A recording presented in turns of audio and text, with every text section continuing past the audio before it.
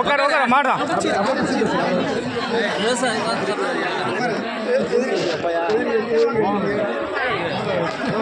மாட்டா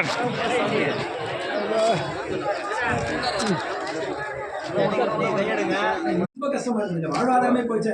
3 வருஷம் பயிரை வைக்கிறேன் சார் எங்க கழிவில் அந்த இடத்துல.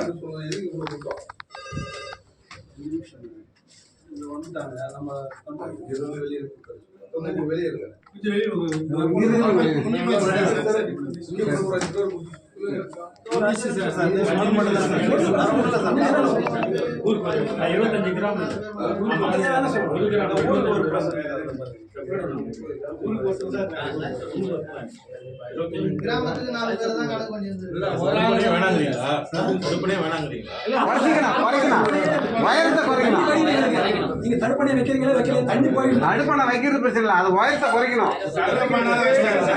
தண்ணி போயிடணும், போனாதான் நாங்க பயிரிட முடியும். தடுப்பணை குறைச்சாதான் பயிரிடணும்.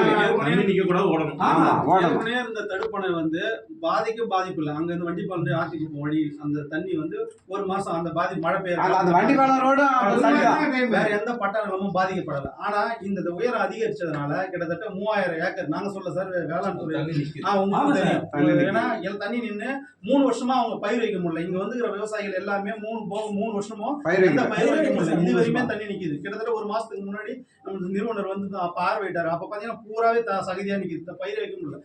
வாழ்வாதாரமே இல்லாம அவங்களுக்கு சரியான இழப்பீடு வந்து பாத்தீங்கன்னா நீங்க